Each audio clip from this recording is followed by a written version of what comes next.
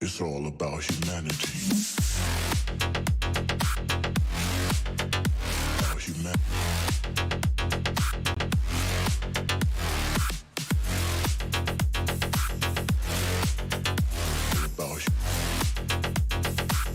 It's all about humanity. About humanity.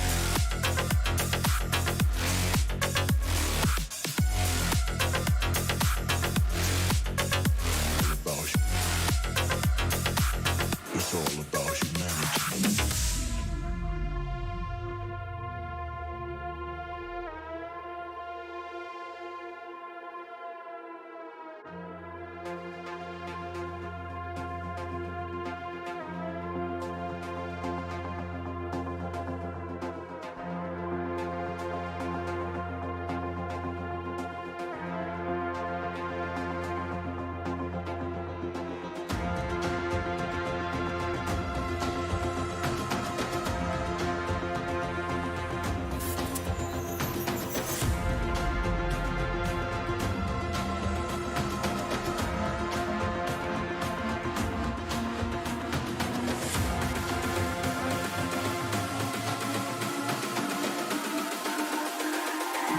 It's all about humanity.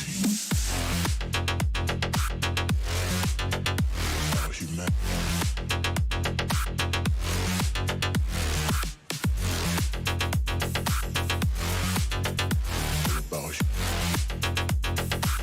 It's all about humanity. About humanity.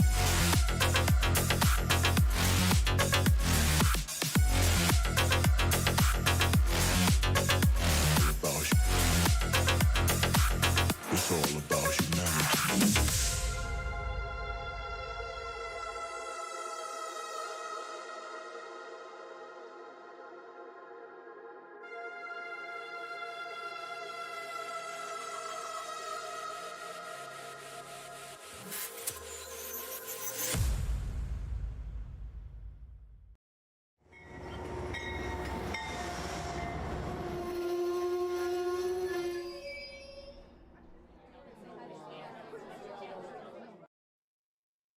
Hello, model citizens. Welcome to Humanity Junction. Tonight is going to be a little bit of an update show. I'm going to talk a little bit about what I've been working on behind me on the shelf that you can see in the background. I do have a box that I got of some stuff.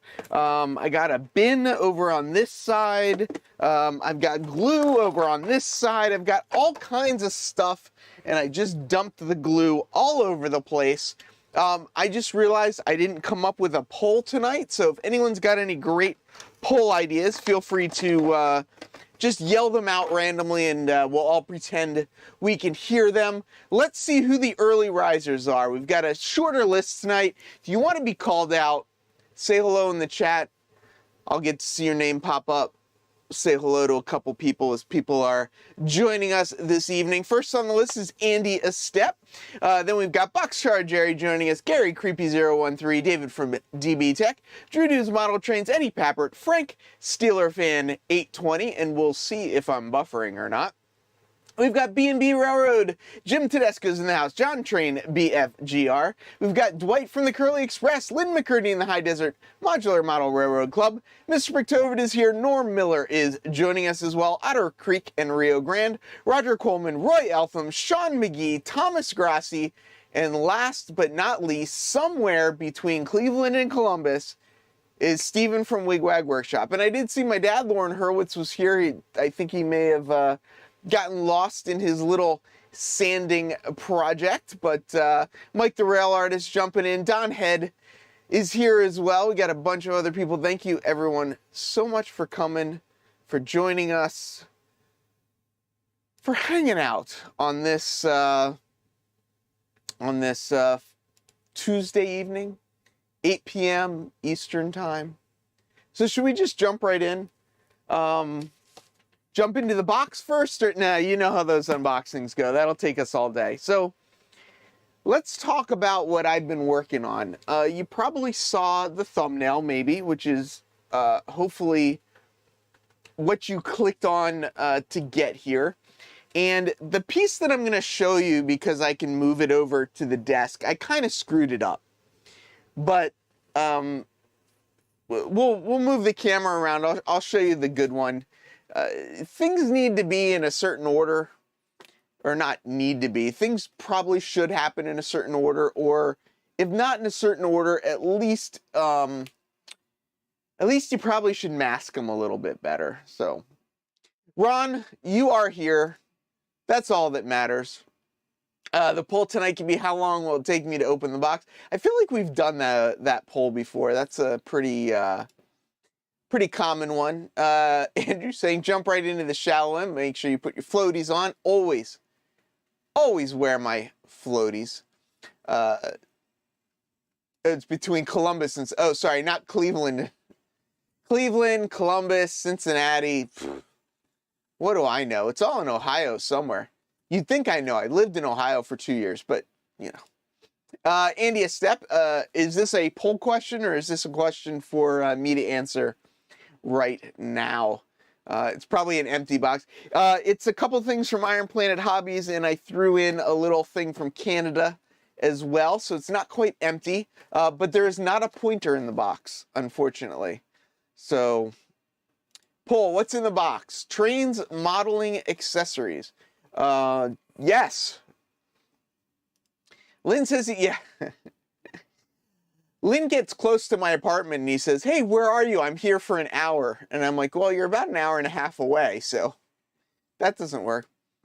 Yes, Andrew, I lived in Ohio from, I think it was 2nd grade to 4th grade. Is that right? I think it was 2nd grade to 4th grade. I lived in Ohio, in Mansfield, not in the penitentiary, but in Mansfield. So I don't remember a lot. I think I lived on like Buttercourt, something like that. Every time I see this, Heath Erowitz, you saved me $10 in Iron Planet Hobby. Thank you, Dennis. I'm amused just because sometimes it sounds like, you know, like a Progressive commercial or something like that. I hope you got yourself a sturdier pointer that will not break on you. Polls help viewer participation. That is probably true. They used to send him out to collect Buckeyes, and he always brought back the wrong kind. Buckeyes being the college football team from Ohio State. If people don't know, Nathan just posted up a video. He's going to Northlands on March 11th, and he wants everyone to put it in their calendars and join him. I do think I'm going to try and go. Ohio, 1977 to 1980, Butternut Court. See, I knew where I lived. We lived on a corner. The driveway kind of went up the hill into the garage. Sean, you missed everything. You missed everybody. No, not really.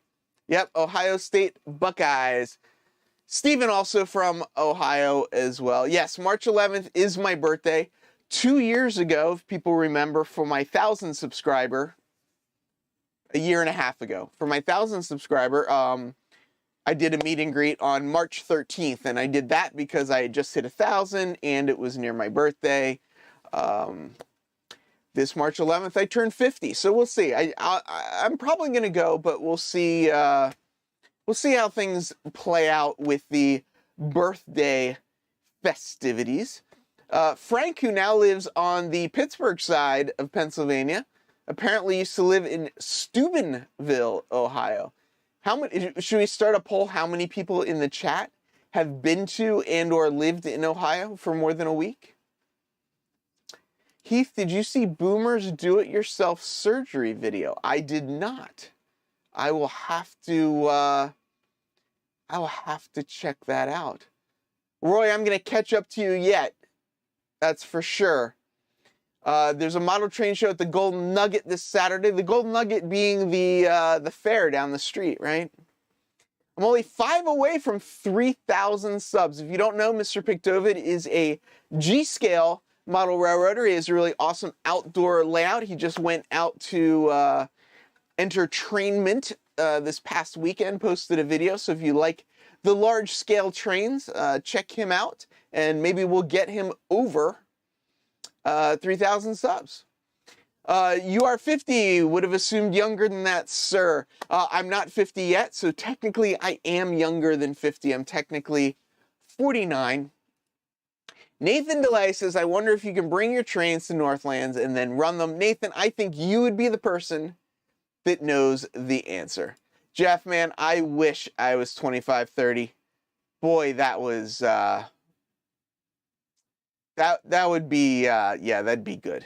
If I knew what I knew now at 25 or 30, be a different world. See, from Dan's model railroading journey, says he's only 3,000 away from 3,000 subs, which, you know, hey, you're in the game though, right? You got a channel that's closer than other people.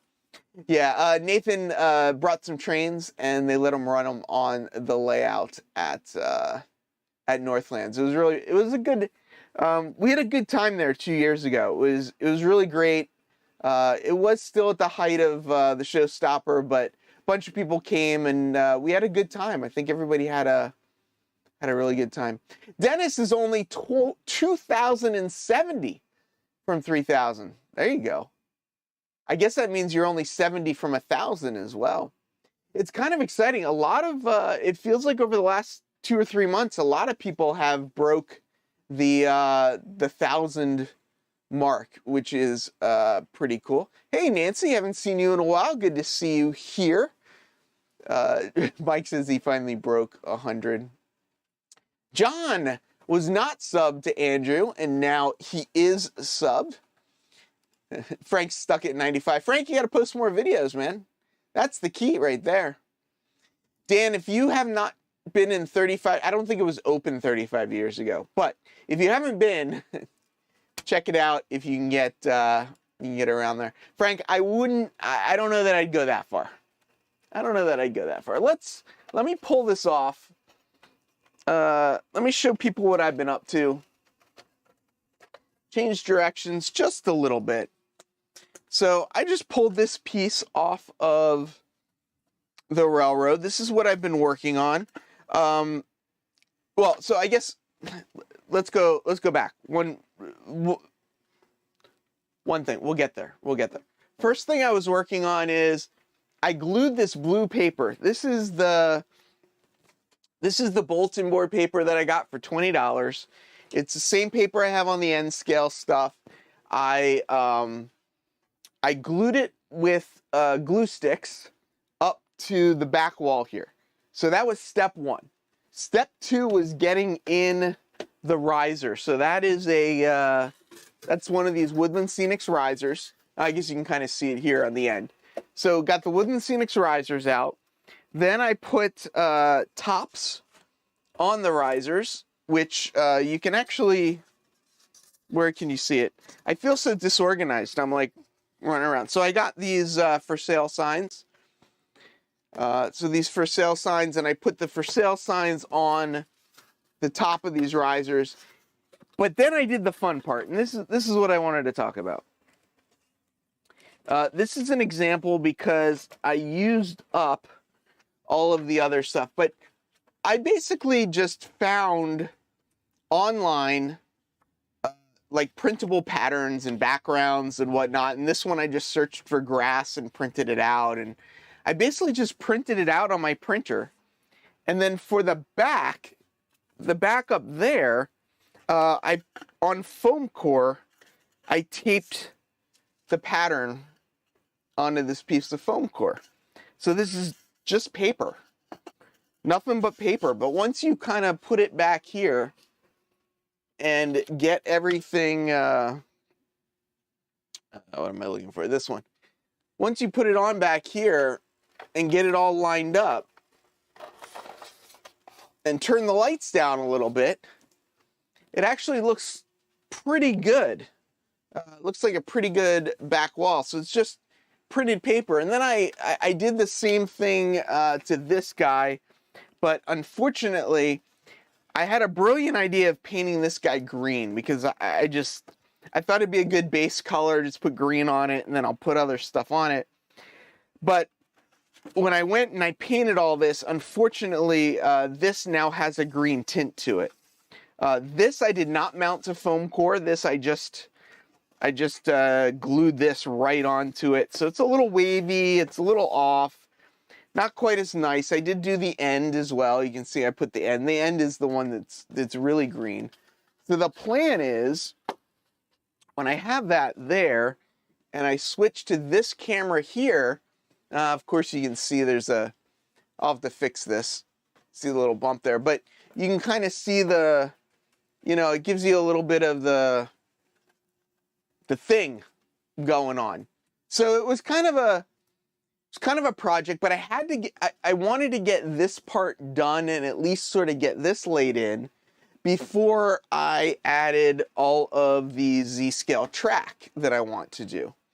That's an expensive way to use Woodland Scenic's risers. What do you mean? I don't know what you mean by that. It no longer looks like an endless row of grain elevators. Yeah. The reason why I use the Woodland Scenic risers is because they're actually really cheap. It's like $25 for a box of 6 of them. So it was a cheap way to do it. And this corner that you can't see, let's turn this without hopefully making too many people sick. This corner right here, the 4-inch height gives me plenty of clearance for the HO scale. And I'm going to make this, a bridge. The end scale is going to kind of cross over this on a bridge. So one of the things we can do if I run out of time is I've got this bin of stuff here. And one of the projects will be relaying the Z-scale track. If you remember, I think it was it 2 weeks ago or 1 week ago, I ran a bunch of the wires for that, so I got the wires. Oh, do I keep saying N scale? Yeah, I have not been working on my N scale. I've been working on the Z scale stuff. But I bought some things for the Z scale in that corner that I think are going to make a fun little bridge thing. I'm not quite sure how that's all going to work out. I still have a couple more places to add blue paper. A couple different things like that. Yeah, cheap is relative. Honestly, getting the risers was the cheapest way I could come up with to make a 4-inch riser that was 8, 9, like 11 feet long. So I do not use a microscope to put the rail joiners on Z scale, but some people probably do. I use Rokuhan. This is a Japanese manufacturer of Z-scale track. So this is the track I use, and they've got the same kind of couplers that you get on like Kato Unitrack and stuff. So they're actually pretty easy to take on and put off and stuff like that. It's just the end gauge on its side. That's because he is turned sideways. How am I turned sideways? Now I'm all confused. I'm always confused though. So yeah. Anyone know a cheap N-scale starter set floating around or could think of something worth looking at? Do you really want a starter set, or do you want, I don't know, give a little more details? Because, I mean, you can get a Bachmann N-scale starter set for like $99, so. Nathan says, Heath, I'm saying this for inspiration. My apartment wasn't always my apartment. The first thing I know, it used to be a grocery store, then upholstery, and now apartments. But remember passing it off school. Passing it, I'm assuming, on your way to school. Yeah, Rokuhan. Yeah, there we go. David Z to G. I don't know why I went with the Rokuhan. I have a couple pieces of, if I can find it, of Microtrains track, and it is very similar to the Rokuhan track, but the spacing of the ties, it's probably actually more prototypical, maybe, but the spacing of the ties is really close together, which You know, this is Microtrains on the right. This is Rokuhan on the left. So this is probably more scale, but I think there's more options, and this was definitely a lot cheaper, the Rokuhan stuff.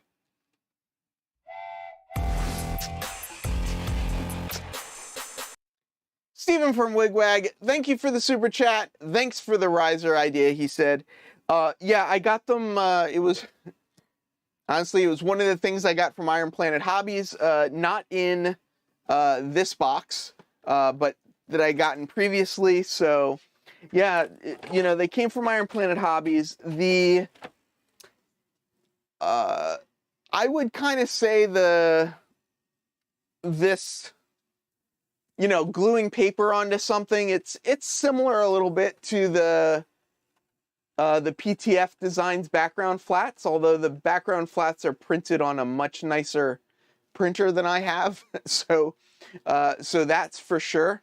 But yeah, I mean, it is definitely coming along. And while we're talking about Iron Planet Hobbies and all that kind of stuff, I'm going to play the thank you video. I know it's a little earlier than I usually play it, but we only have 38 likes and 61 people in here. So while I'm running the thank yous to everybody for the people that are members on both YouTube and Patreon, as well as my sponsors, feel free to hit the thumbs up. We'll come back. I'll probably start pulling out some of this track, and we'll look at how I'm going to lay out some of that Z-scale track back there. It's all about humanity. About humanity.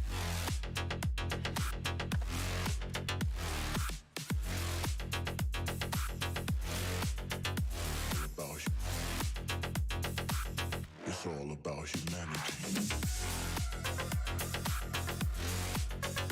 About humanity.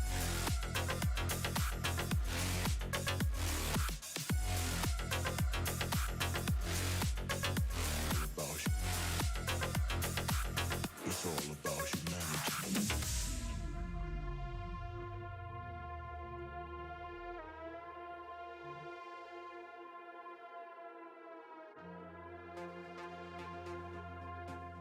See, so now I'm over here looking for the Woodland Scenic risers to see, because I don't remember how much I paid. There was two for, where are the ones I got? Let's see if I can find them now.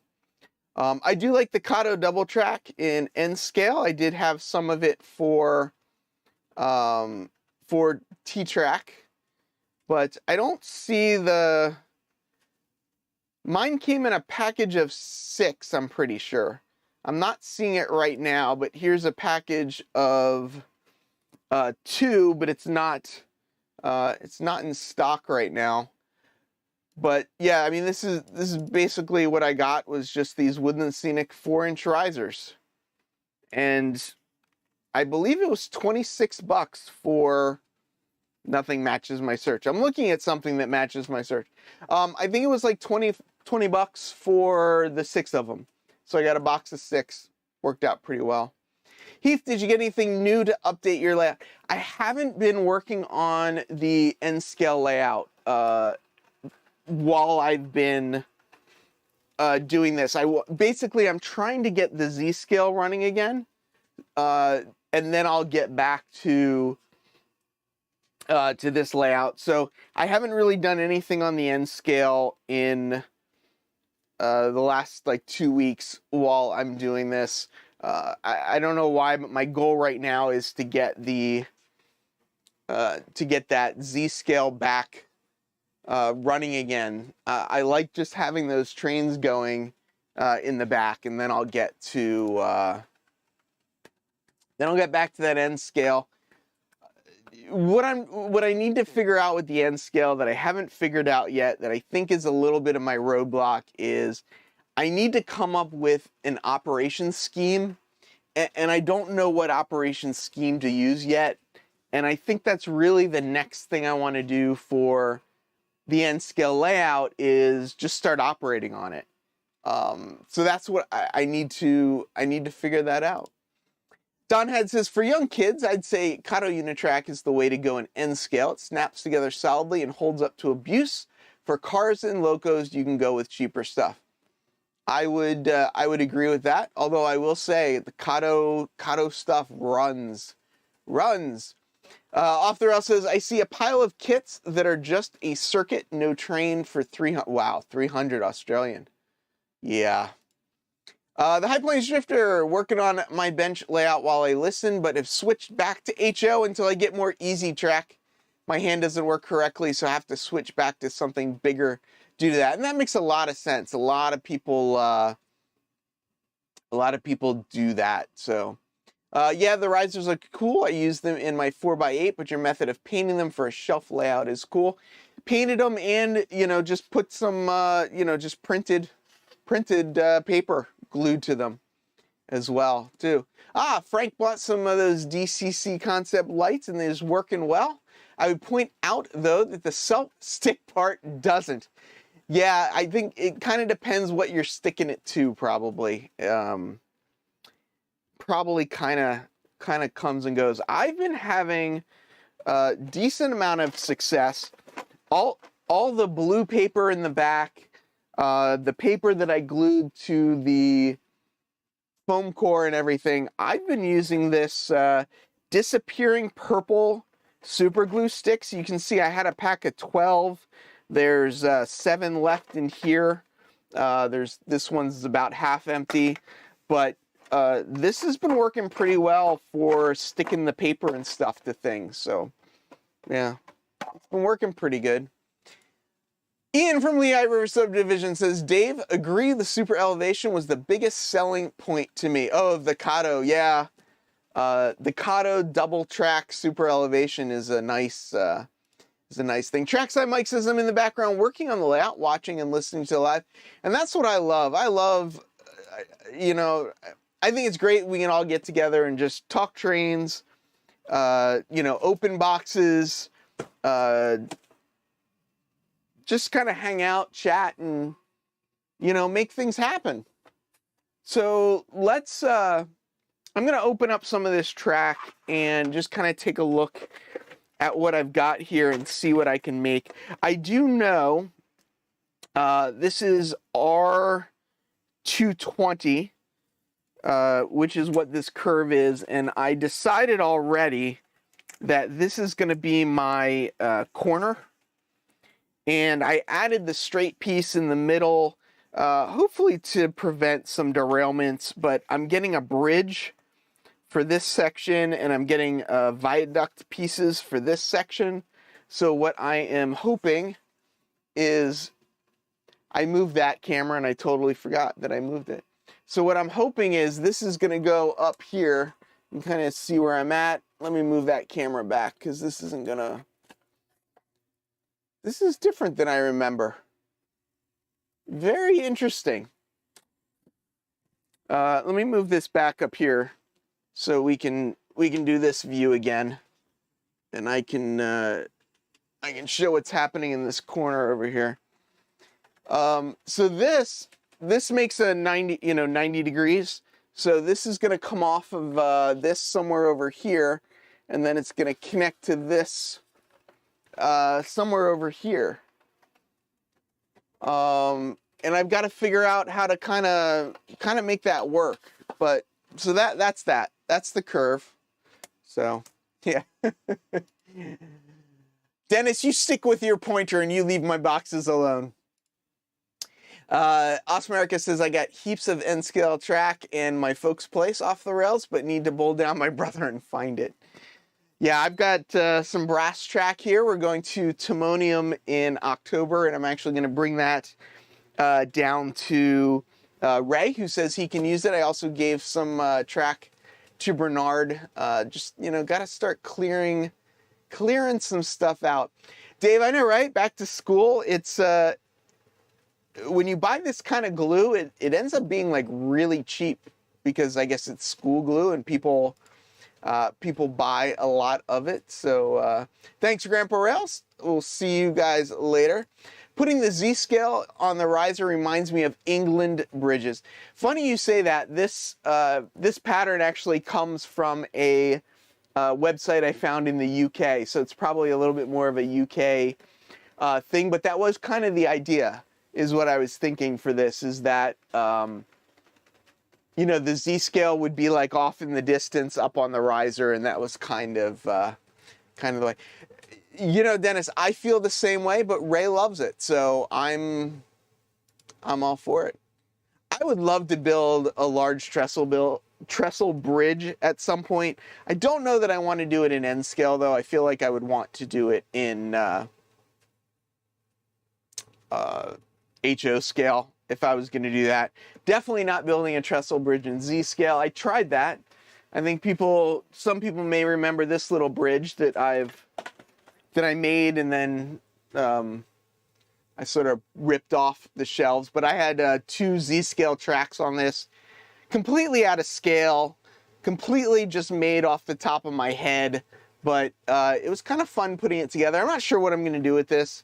It's likely going to end up in the trash, but it was fun to build. It was a fun little project. You know, it gave me something to do. Let's see. Let's see if I can get that in there and looking good. I don't know. Can't quite get it in there right, but I don't know if you guys can see that. So that's a Z scale background flat from PTF Designs. So I'll find somewhere to put that eventually as well too. I knocked it off the shelf over there. David says, I like that little bridge. Yeah, and it was completely, definitely a learning experience. Lynn, I highly doubt I will get $100 for it. But yeah, Frank, it does. That is for sure. So one of the things that I'm going to do, or at least the idea is, this I'm going to use, oh, that's the wrong one. This I'm going to use on the short track end, but what I wanted to do is, and I'm of course having a hard time finding it because that's what happens. So my idea for, let's grab this one. So my idea for this the end, it's hard. My idea for this end down here is that I'm going to have basically two tracks along this side. It's going to go to one track where it crosses over the bridge, and then 2 tracks on the little section again. But the 2 tracks along this back edge here, what I've decided I wanted to do is have them both come to a single track on the very end. So the sensor is going to be right here where this hole is, and I'm going to have it come to a single track on the end so that I could basically run a train on either track, and then it would still switch off. So save the wood for cribbing on a rustic retaining wall. I could do that. Heath, you need a boot sale of your junk. I definitely do. Here in the US, we call them trunk sales, but I know what you are talking about. Ray might want it, the bridge. Is that what you're saying? That's too funny. Nathan and David apparently are playing phone tag to each other, but for no particular reason. So what I need to do next is I need to find a piece that will fit in here. And the Z-scale track is so close together that you actually have to modify the track or cut it to get it to fit in there. So what I want to do is try and find a piece that's already modified. And here's the other end of this. And that's not going to work the way I want it to. I want that turnout to be the other way. So we might have to find, oh, here it is. There we go. That's the turnout I want. So this is what I want along the back wall. It's gonna, here's my little sensor, where the sensor's gonna go. and it'll split into 2 tracks. It'll run down the tracks, it'll come back together, and then it'll go around the curve. Yeah, I did get I bought a Rokuhan, like a truss bridge, and then I got a Rokuhan 2 pieces of curved viaduct, because it's the only thing I could figure for the viaduct. And I don't know, you guys probably can't see it, but here's a Z-scale coupler that did not come off with the other piece of track. So I need to just pull that out real quick, and we'll find where it goes at some point. At some point I'll figure out where I have a lack of connection and get that connected. So what I'm looking for right now is a shorty piece. I may have too much track. I know, right? You don't usually say that, but I'm looking for one of these short pieces where I've already cut the edge, and I'm looking for that so that I can use it on this thing. There's a sale in Carlstadt, New Jersey, put on by the New York Society of Model Engineers on November 7th. I know a guy if you want a table. Yeah, but see, if I got a table, that means I would have to carry stuff. I would have to carry things over there because I don't have a car. And I really don't want to be carrying. Here we go. Here it is. So this one, you can see how that one already has a little thing. And I think that this one, I believe, was what I will call Heath modified. So I am going to, let's pull this coupler off here. We'll pull this coupler out. And then this will go in here nicely, and it'll just slide right in. And this is going to be the very end on this side over here. And I'm going to do this too. I bought these, I wasn't sure. I bought these bumpers instead of these bumpers. I don't know why. I think these look cooler, so I'm going to switch to those. Too much track, said no one ever. Ray, I agree. I agree. I'm not sure if I've got extra track. I'm not really sure what I'm going to end up doing with it, though. I bought a lot of this longer extra straight track, and now I'm not so sure if I'm going to need it or not, because I seem to have a lot of pieces. But we'll see. So I'm opening up. See, I'm opening something for those of you that think it takes me too long to open things. Steven says, I'm not convinced that Boxcar Jerry isn't Mel Sharples. Andy offers to carry so Andy, you know what I would bring if I was going to sell stuff at that show?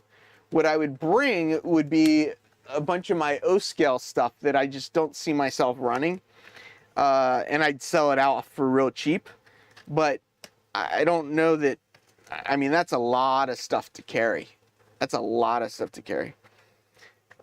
I don't know why they put this staple on here. I really don't think it's necessary to tape it and staple it just to get it open. But yeah, this little thing could take me all day to open this at the rate we're going. So we'll see what happens. Maybe I'll have enough Z-scale track I can make a small loop, put it in a suitcase or something of that nature. There we go. So I don't know what other people think, but I'm liking this bumper better. I don't know. I just think it's fun. So I don't know that I am going to, I don't know that I'm going to power these, but I'm not cutting these. I'm going to leave them. What are the switches for? The switches are just so that I can have 2 tracks instead of 1 track. The two tracks fit really well on top of the these foam risers. So I thought, you know, why not?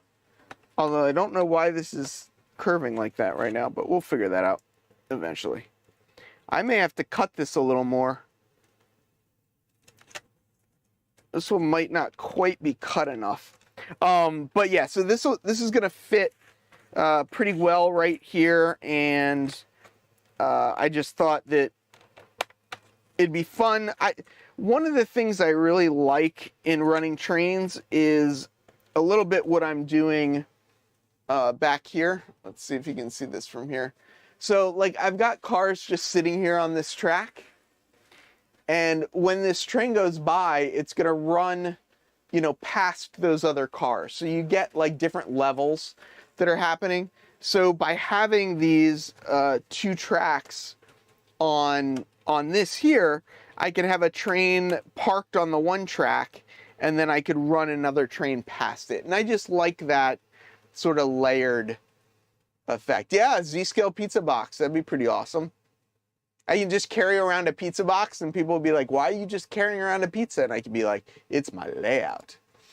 Rick's Railroad. This is a family channel, Rick. How dare you? I'm just kidding. It's all good. I like it. So this guy I'm going to put over in the corner over here. And we're just gonna try not to get this cord from this. You know what? Hold on. Let's do this. Let's do this before I get something all tied up.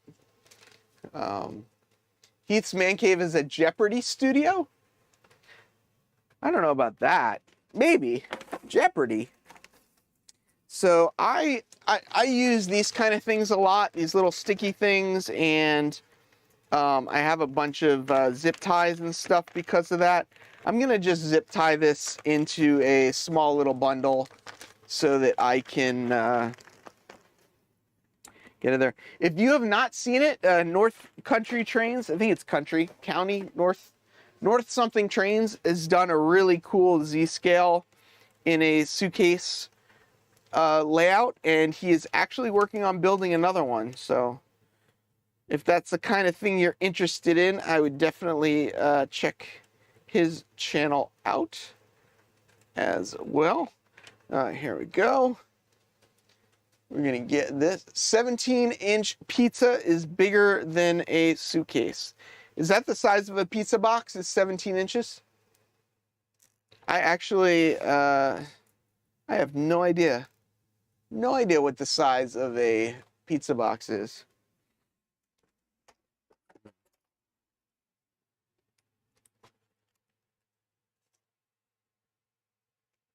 I'm kind of excited about this. I want, you know, I like the idea of getting the Z-scale stuff running in. Let's see, is that camera? No, that camera won't pick it up. We have to go to this camera.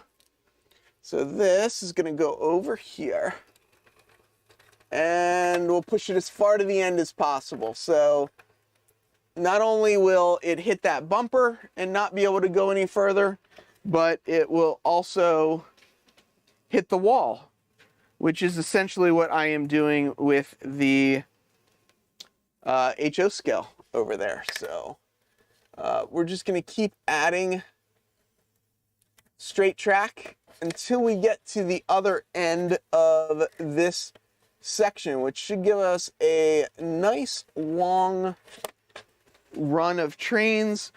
Before we get too far though, I do want to, let me figure out what I'm doing for the other end. I think I decided this was going to be my other end.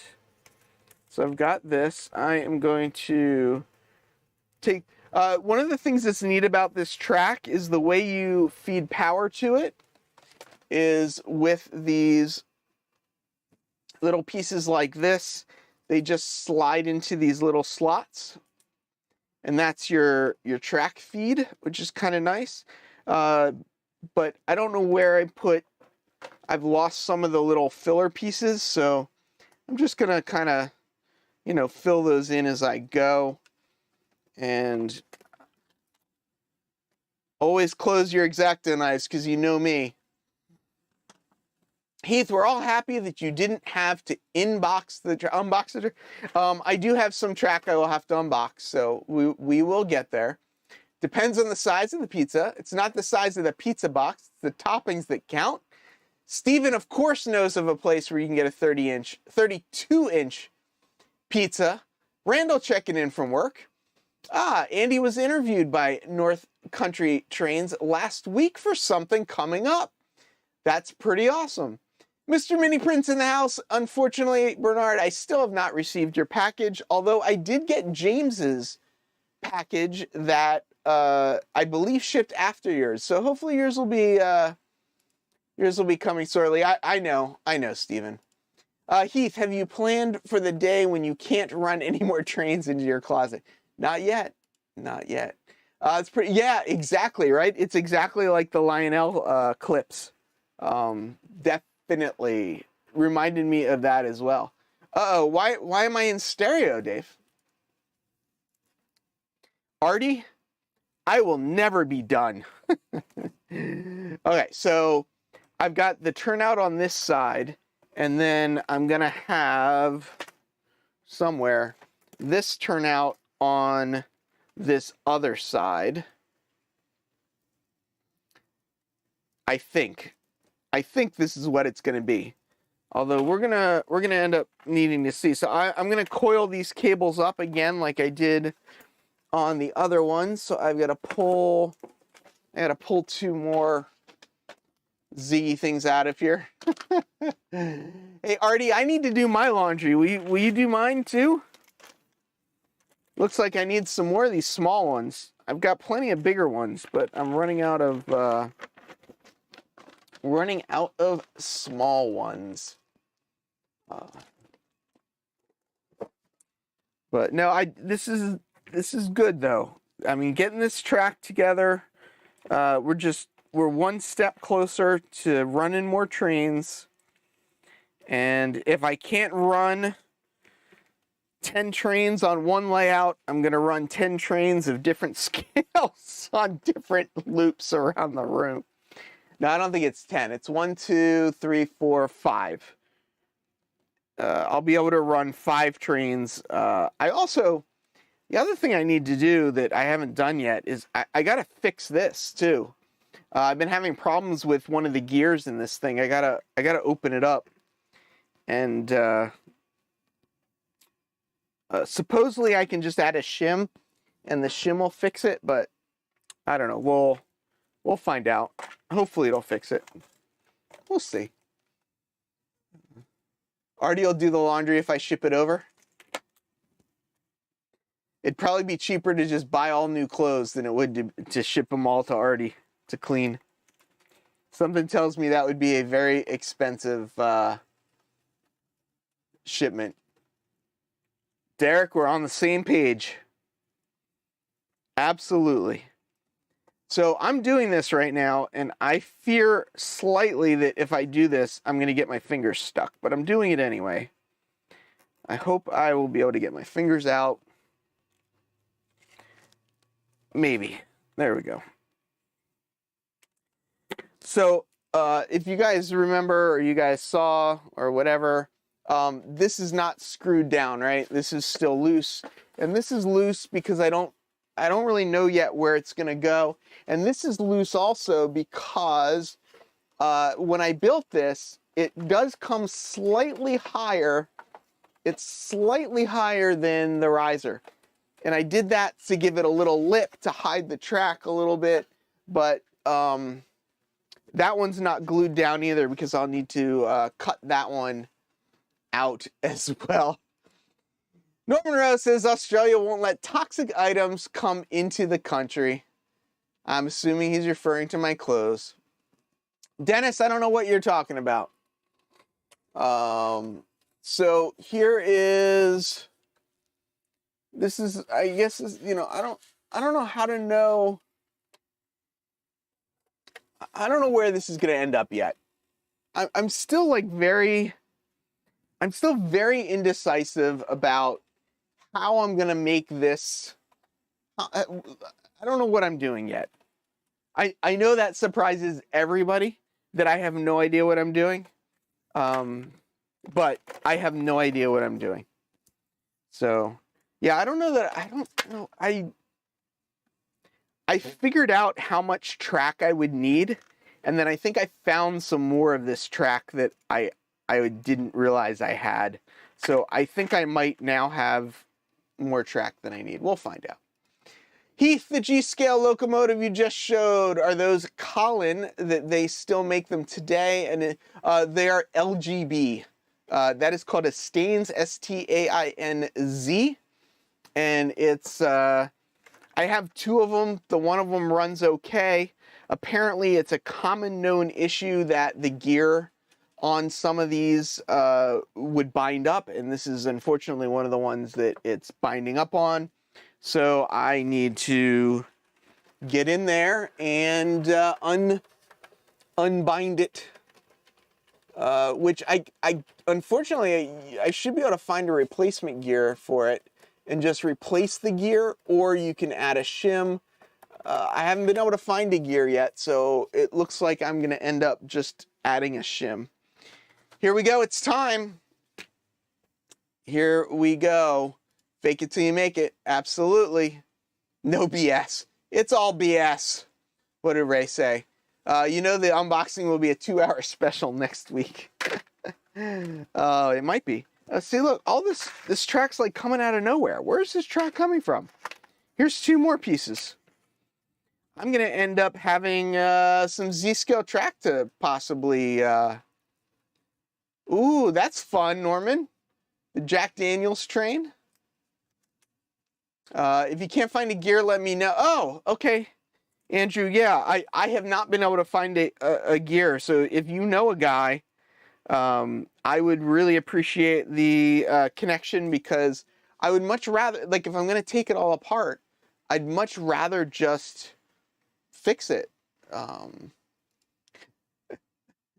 Oh, Anthony. It's too funny.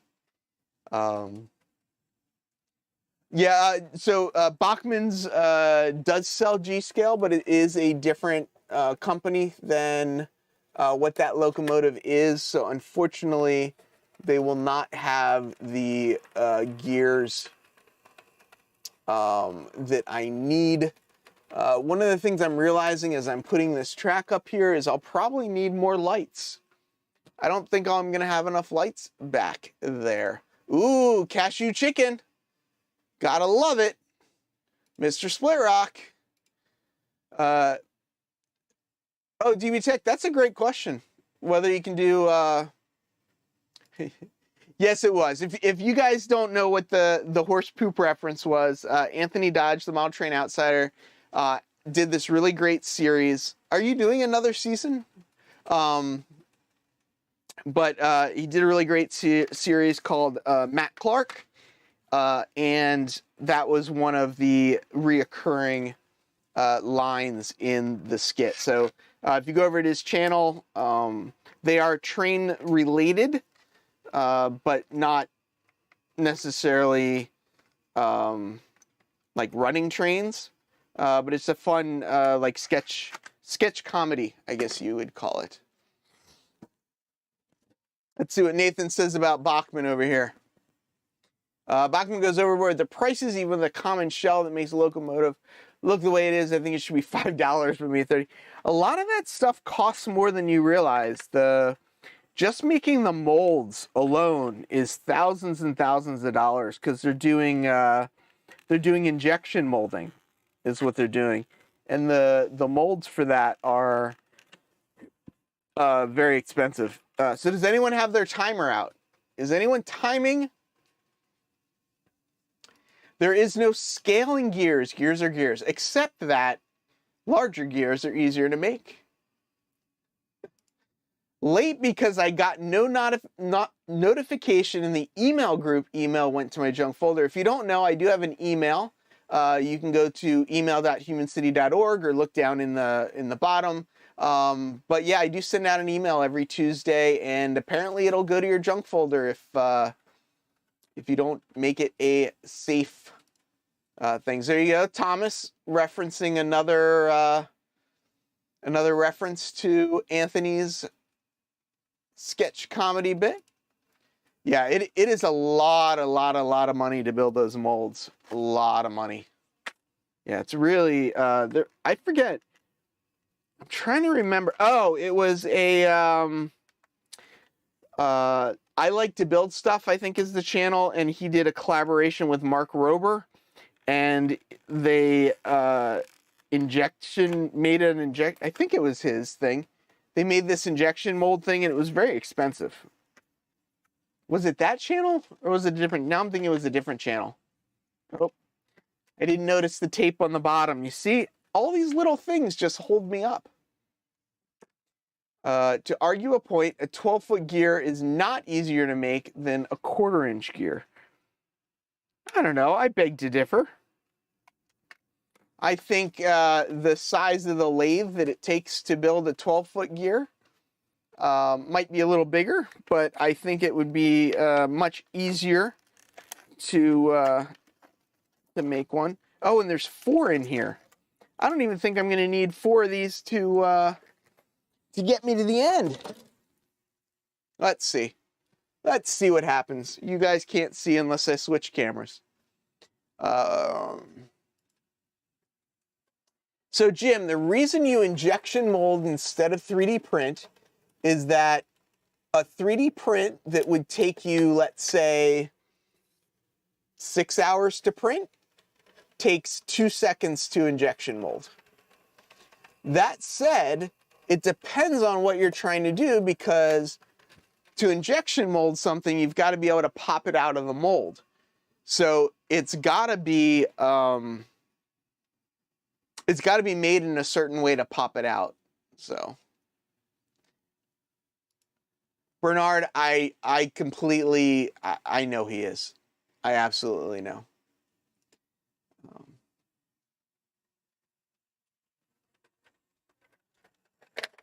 Yeah, I'm just talking about making a G scale gear versus making an HO scale gear. I would think that the G scale gear is going to be easier just because of the size. Okay, so now we're at a place where I need to start making decisions. I got to figure out now where I'm going to want this track to end up. So let's see. I don't know. Can I, here we go. Let's just take 2 of these. Yep.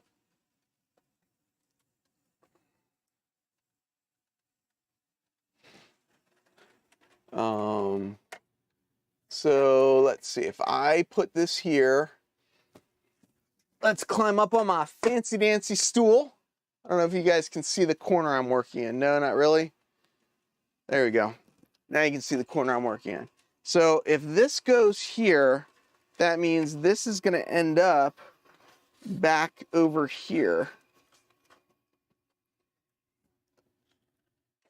which might be okay, because then it means all of this is not over the HO scale. It's only over the HO scale right there. Although I did draw a red line. I don't know. It's so, I don't know. If you can't tell, I have no idea what I'm doing. I'm just making it up as I go. What is Grandpa Ralph's? Wait, somebody just said, oh, hope that holds back that styrofoam. Oh, Grandpa Rails is back. Popping in, saying hello. Thank you for the 53 thumbs up, everyone that's watching. Yeah, if you have multiple printers, it's just an economy of scale thing, that's all. It also depends what you're making. I mean, if you're making, you know, like the, you know, toilet paper holder, the little, like, you know, roll part in a toilet paper holder, you don't need to 3D print that. You know, you're going to pump out you know, 100,000 a week or whatever. So it's just easier. I'm being beckoned. Good luck. Oh, did you, Wigwag? There's some really cool videos online about injection molding and stuff like that. And, you know, when injection, like there's a cost analysis you have to do. And there's a certain point where injection molding makes sense over 3D printing. And there's a point where 3D printing makes sense. It all depends. So we're getting back in this corner here. We're gonna add these two, and then we're gonna kind of see what's going on. I'm not sure how to exactly know where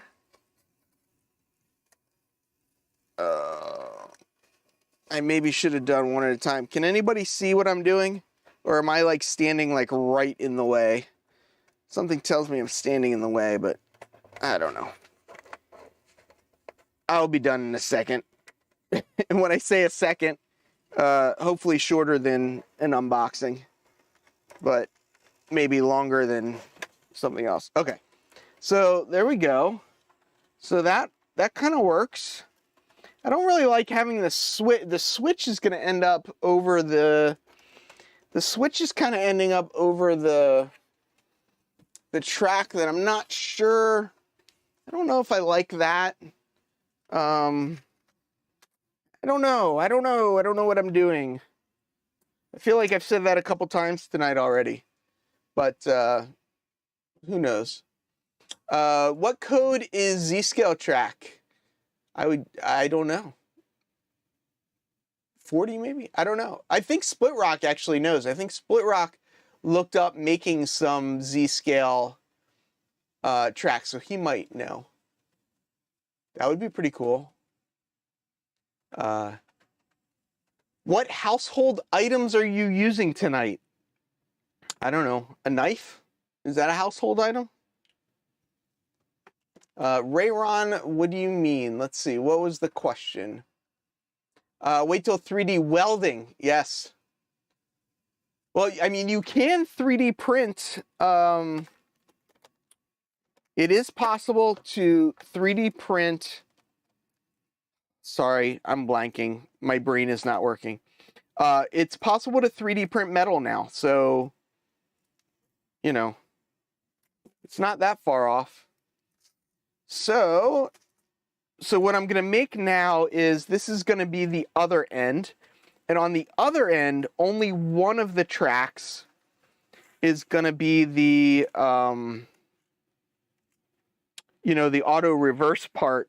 And the other track is just going to be a, you know, a little, just a short little turnaround. So in this case, I want to do this the other way. I want to do this.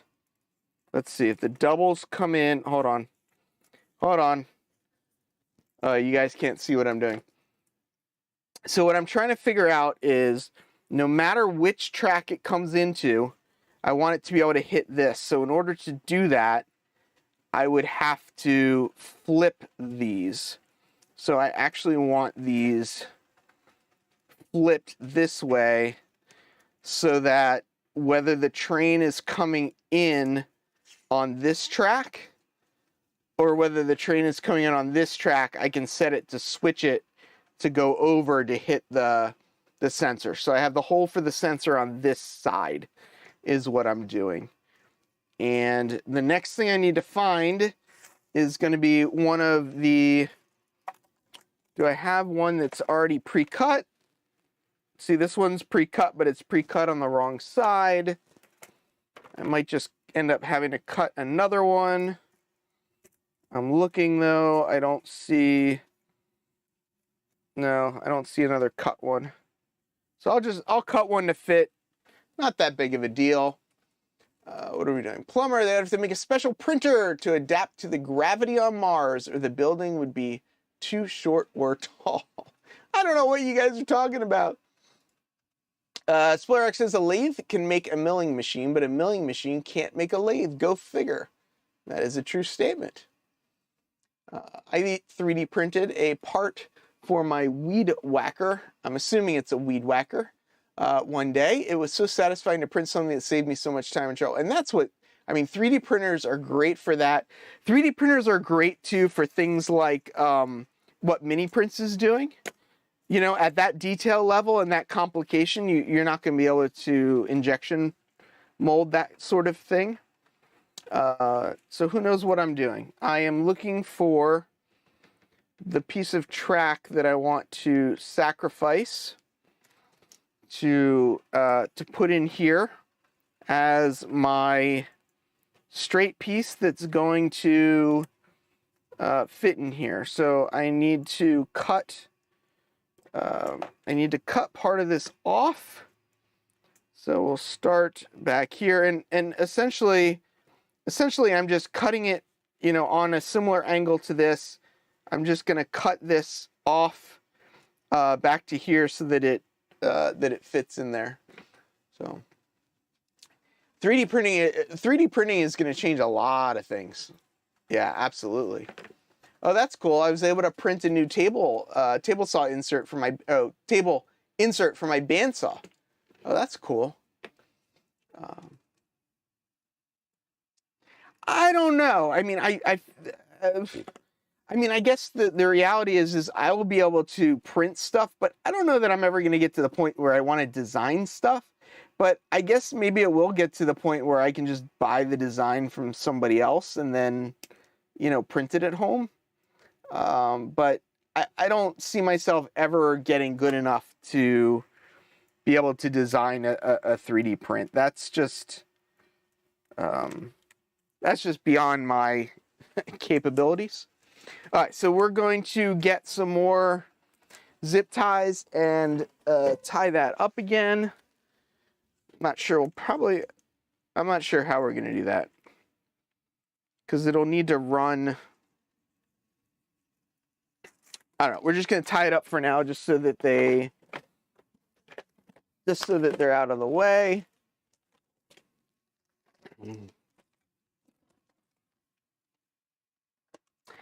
My understanding is that the phone apps aren't quite up to the resolution yet, but I'm actually curious to see at Timonium, seeing the system that Bernard has. Yeah, Bernard, you have a very good point there. You know, it's the whole software as a service thing, right? Is where they sell the, you know, they sell the software, they don't sell the hardware anymore, because, you know, that's, yeah, it's a big thing.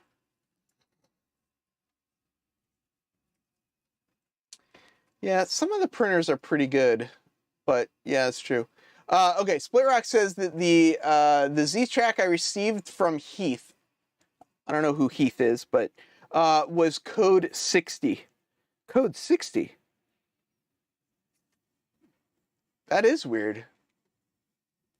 Oh, LiDAR. Oh, maybe that's what Mini Prints has. Yeah, the phone apps aren't quite there yet. Maybe he has a little LiDAR adapter for like an iPad or something. Heath, you could go to Shapeways in New York City? There is a Shapeways in New York City. I didn't know there was a Shapeways in New York City. Is that new? I thought Shapeways was like overseas and you were sending stuff to who knows where to get printed. I didn't think they had a Shapeways in...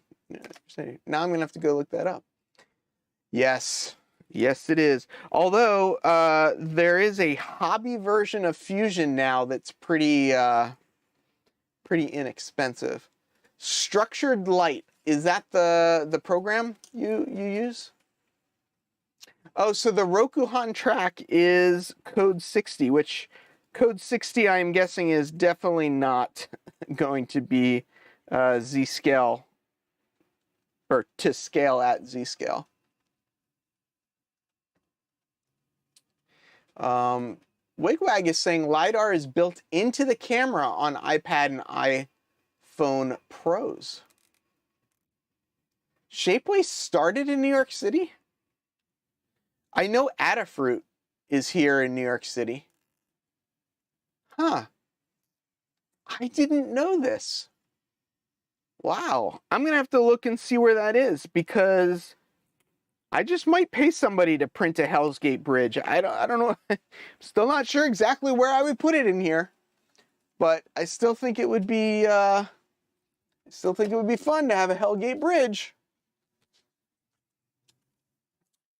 John's been using AutoCAD for over 35 years. I've learned a tiny bit of AutoCAD, a tiny bit of Vectorworks, and I've forgotten all of it about a week after I learned, because I never used it enough. So I would keep learning it and then unlearning it. So I am happy to say I'm about to open this third package, because over here, I'm this far away.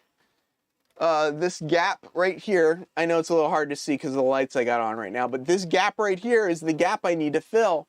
And I think 2 more of these is going to be the perfect size for that. So, you know, people say I can't open a box, and here I am.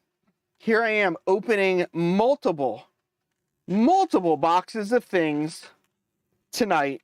Live on the live stream, I'll have it. I'm gonna swap this out real quick. We're gonna swap this. I'm actually pretty surprised I have not. We're getting rid of that one. I'm surprised I haven't knocked the HO scale train off the track yet. It's still early though. It still might happen. But I'm surprised I haven't done it yet. All right. What were we doing? Opening a box? Joey says these are blister packs. They don't count as a box. Look at me go, Turbo. Ooh, more likes than viewers. That's always fun. I like that. Yeah, automated drag and drop into the slicers and everything. Desktop publishing in 1984 to 1994. Yeah, I know, right? Yeah, things like Canva are pretty crazy.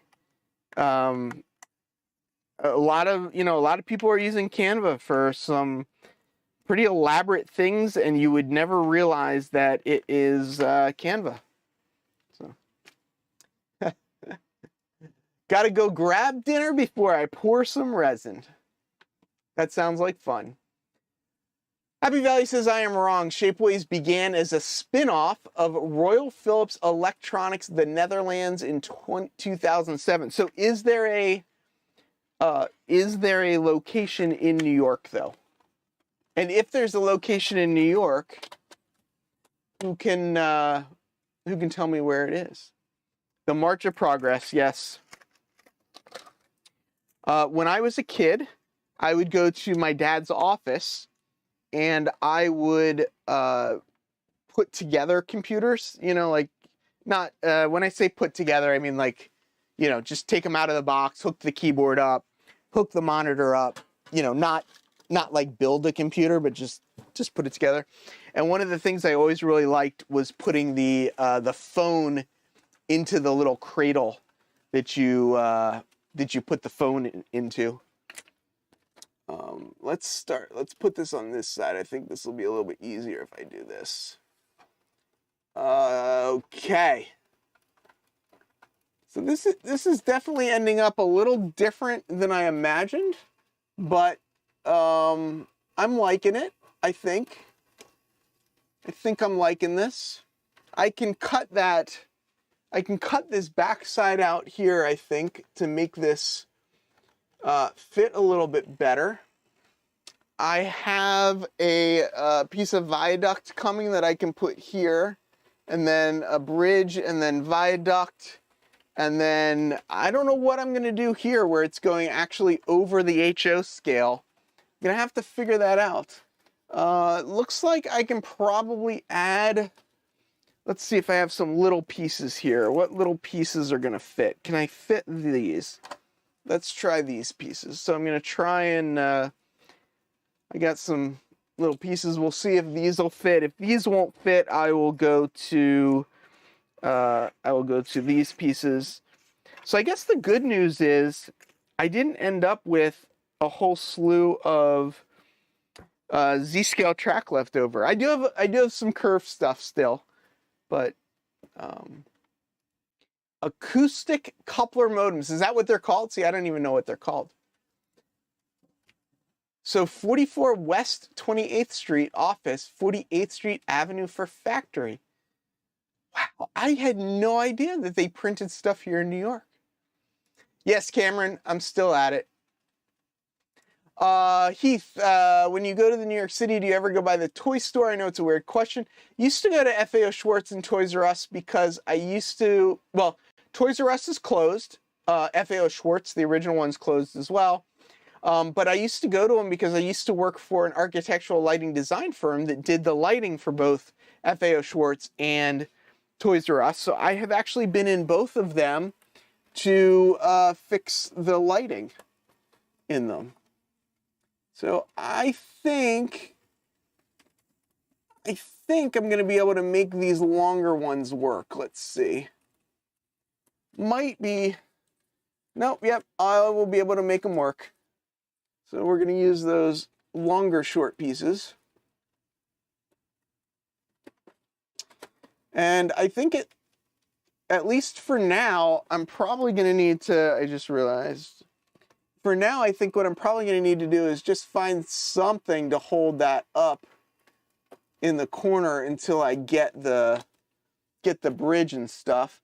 I've got more of these 4-inch risers, so I could put a 4-inch riser back there. I'm trying to avoid cutting this just because I don't know what I might need to use it for or something like that. So I'm not exactly sure what I want to do with that, but you know, this can kind of, there we go. Alexa, turn off bright 2. Yeah, you can see it a little better there. So got the riser here now supporting this. I need to kind of figure out a couple more things to actually get this running. Not real excited about having this switch be right over where the HO scale track is. I could slide it down this way, at least one more piece, and just make it a little shorter. Get this at least a little bit closer onto here. I might do that just to make it easier over the thing. I'm spinning. Oh no. Heath, did I go to the circus when you were a kid? I don't remember. Ever been to CASS Mini Prints? I think he left, Cameron, if you're asking him a question. Ooh, that'd be fun. There you go. There's a suggestion for you. They have jobs too. What kind of jobs do they have? I shouldn't be saying that publicly, but what kind of jobs do they have? So I've got a couple of these track feeds, and I am going to, probably one of the next things I'm going to do is wire in a couple of these track feeds. It's not a huge run, but it's a decent size run for what it is. These 2 wires here, I think people will remember I ran them, but these 2 wires will be for track power, and these 2 wires here are for the sensor at the end. So I'll probably take these 2 wires, and I've got the 2 tracks here, so I'll probably put a track feed on both the front and the back back tracks. And then I'll probably do the same thing down on this end. I'll feed both tracks in, and I'm waiting for some parts for that kind of stuff. And I don't know, I mean, hopefully I will get a box soon, and I can open a box on the stream and see what's in there. Oh, look, I've got a box. Heath, I would make a foam bridge like you've seen on my layout. I'll have to look closer at what you did for that bridge. First thing, I don't know what they're talking about, but it looks like they're planning on getting together. So I got a few things in the mail. Most of what's in this box came from Iron Planet Hobbies. Bernard from Mini Prints did send me a secret package, which I don't know what's in it yet. So I am looking forward to getting that. But we can open this up real quick. There's still a couple people here that might be interested in a couple of the things that are in there. Maybe not. We'll see. How much Z-Track? Yeah. How much Z-Track would you need for Sparky's layout, and would you be bringing it Sunday, just asking for a friend? That'd be pretty cool, wouldn't it, though? So first thing in this box that I want to pull out is this guy. This is pretty cool. I got this from James from Dundas Junction. James Galton sent it to me. He got it from Otter Valley Railroad. If you guys don't know, Lauren has been on Sparky's channel. He sponsors a bunch of the Canadian guys. Chris from Go Via Go Home has been on the channel. But I thought this is a pretty cool little gauge that he has. And I get, you know, it's a credit card advertisement essentially, right? But if you look on this side, it says N-scale track gauge. And you can kind of make out there's a little, you know, spacer there. On this side is the HO scale track gauge.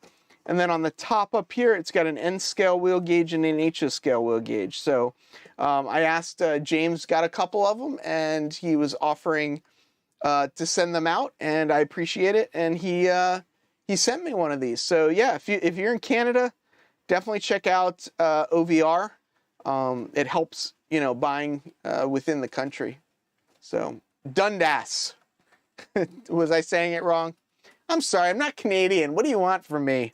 I've actually been to, not to Dundas, Ontario, but I've been to Dundas Street. I did a project on the corner of Dundas and Yonge Street. And, yeah, so I've been there. So, let's open the box, see what else is in here. Let's pull this out.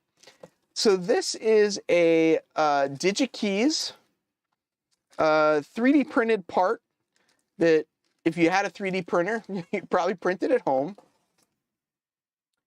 Yeah, it really is a neat business card. I agree. This was a smart move from Lauren. Very smart move to make these. Nice thick metal, not easy to bend. I like the detail on the center is really nice. This is cool. So, yeah, I agree. I like functional business cards. I haven't been to OVR, but I saw the video that the guys did when they did a meet and greet there. It's a cool looking place. So this is a Servo Holder. I got this because I have a DigiKeys 4024, which is their servo controller. And I don't have a 3D printer, so I thought this would be an easy way to be able to do it. They've got the hole. There's a hole right here, and that's where your wire would go up and through if you were using this for a switch machine. I originally bought the kit to use as the motors for a crossing signal, and that's actually one of the reasons why. Let's see if we can see this from there. No. Of course, I got like 12 cameras set up, and none of them are showing this area. So right here, one of the things I want to do is put a crossing in. So I will have a crossing here, and I will likely be using this 3D printed part. So this 3D printed part was an add-on thing that I got. I was ordering a couple other things and thought I would get this. So I got this from Iron Planet Hobbies. Next thing in here that I'm going to pull out, let's see, we'll pull these two guys out. I got more decoders. I realized, and these are the DN163MO. They are for the Microtrains FT locomotives. They're one of the very common Microtrains locomotives that you get that have the, you know, like the solar system locomotive, the, you know, the new Medford Talent and Lake Creek. Oh, it's not even on here. The locomotive that's running right now on my N-scale layout is the one. Of course, I pulled the box, it's empty. But it's a very common locomotive. I have, I think, a locomotive in one of my Halloween sets. I think that doesn't have one of these decoders. So I got one for that to get the Halloween set running. And then I got another one because I have another FT locomotive coming. So plug and play, drop in decoders. These get hard to find every once in a while. So he had them at IPH and I just grabbed them. Wait, what cards? Are we talking about concealed? Are we saying that this would get confiscated on an airplane? It might actually. It might. So next thing we got in the box is, let's do this first. I got this decoder. I know that we talked about, and I think it's interesting because this says it's N scale, but it's an 8-pin decoder. And I got it because the HO scale locomotive that is running up here has an 8-pin in it. So I think this is going to work okay for that. Hopefully it says it's a 1 amp decoder, which should be enough for HO scale.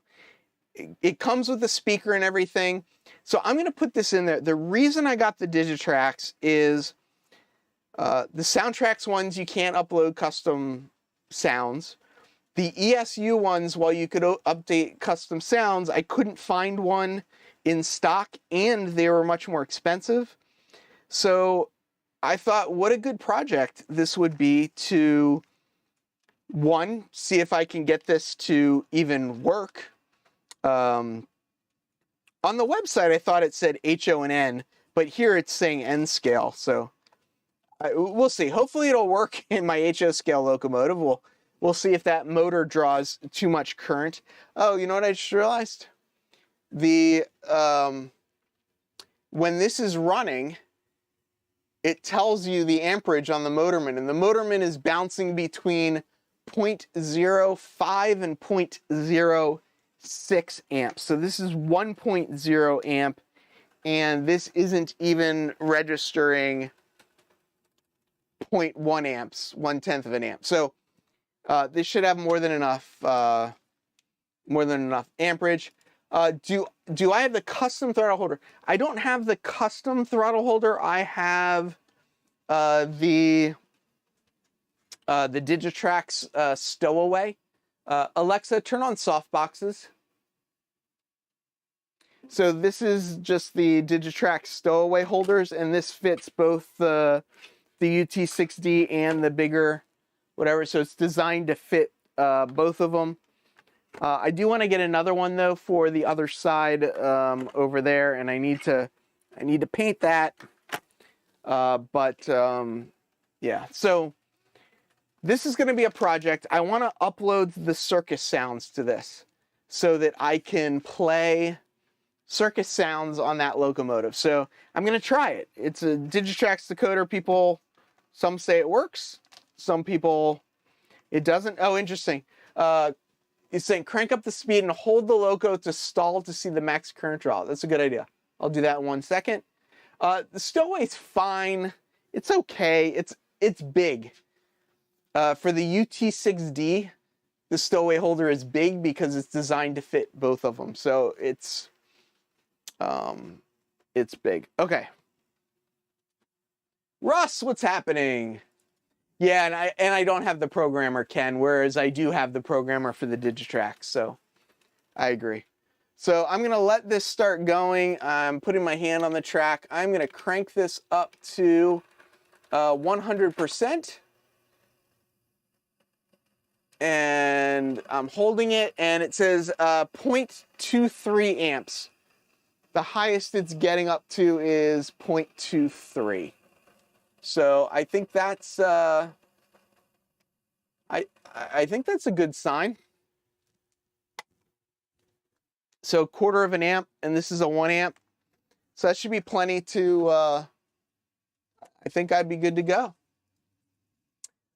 Nathan, I don't know that I'd do that. I'd probably just come and enjoy it and just hang out. You know, I don't think I'd bring anything to run. But yeah, oh, So we got one more item. I know everyone's waiting for this last item. It's this last item's kind of interesting. So this last item is from DCC Concepts. And again, this was kind of something, so I was ordering these decoders, and I kind of was looking around, and this was pretty inexpensive, and I thought, oh, you have to stall the wheels. Oh, yeah, the wheels were spinning. Push down to make them spin. Oh, okay, I didn't know how to do that. Okay, I'll do that in 1 second. Well, this may come in handy for that, actually, then. So this, from DCC Concepts, this is what they call their weight mate.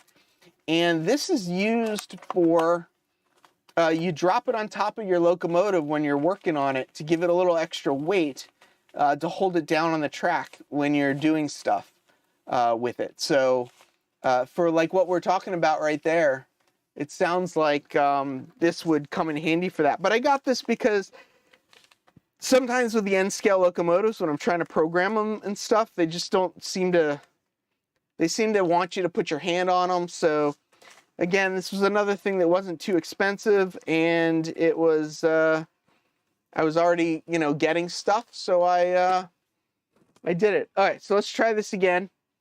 So I actually need to hold it down to stop. Yeah. It does look like a good stress tool, although I don't know that I would squeeze this one. It feels there's something in this end of it that I don't think should be squozing. Is squozing a word? Okay, so we're gonna hold down on it this time. After it makes its way down there, we will stop it and hold it down and stall it out. Okay, so 0.24, 0.46, 0.5, 0.46 to 0.5. So it's a half an amp motor, I guess is what it is. So I think I'm okay, right? I should be okay, maybe. Blue smoke. You want to see me install this tonight? No. I need to do some reading. There, I'm good. So I didn't know that's a good way to test it. I just I mean, hopefully I'm never gonna actually stall out that motor, right? James, I don't know if you saw, I just opened this a couple minutes ago. Thank you so much for sending it. Really appreciate it. So James is the one that sent it to me. I don't know how to say it. This guy.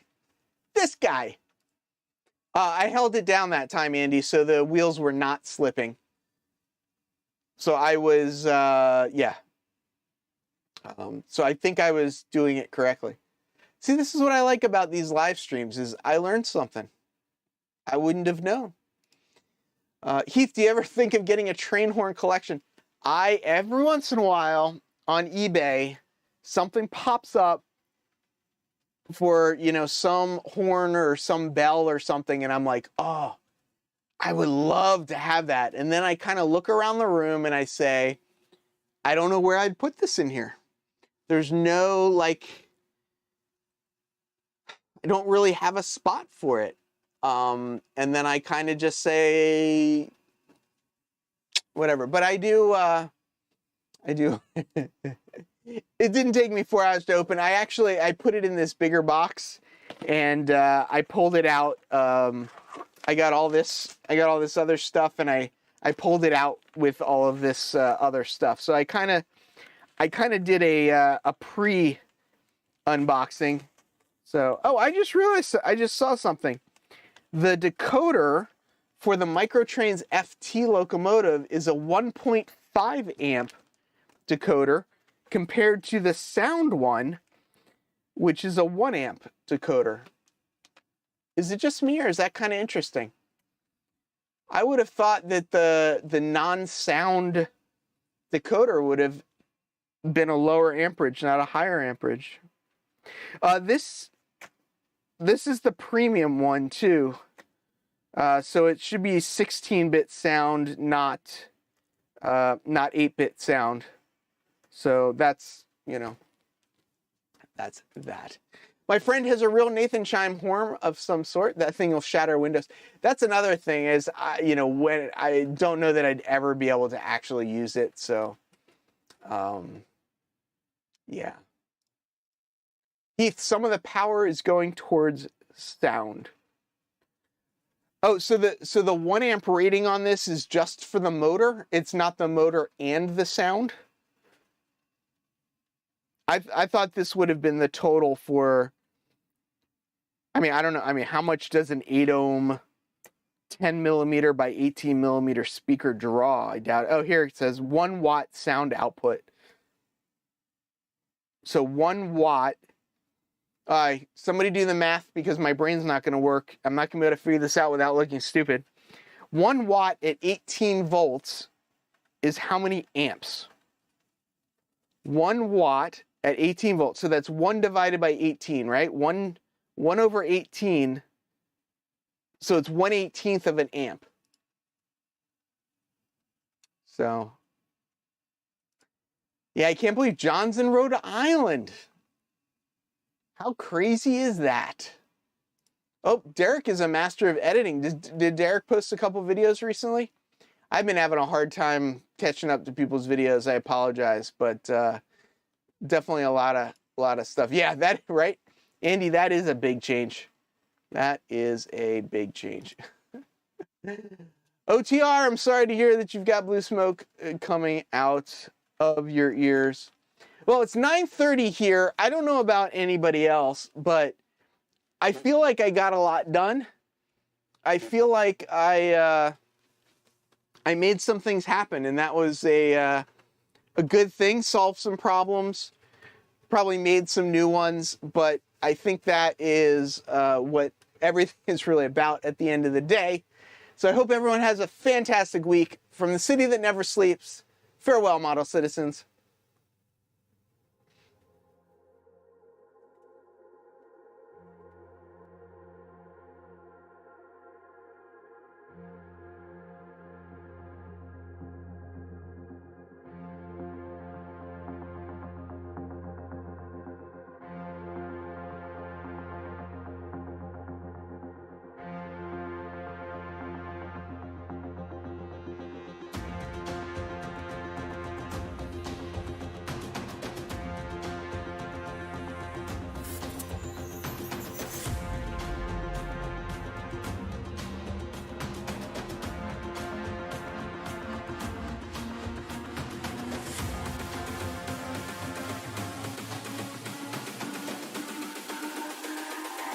It's all about humanity.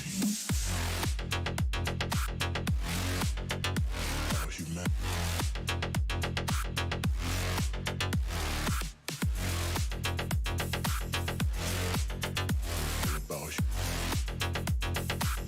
It's all about humanity.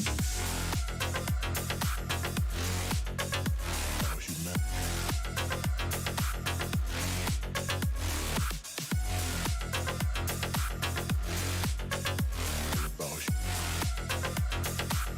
It's all about humanity.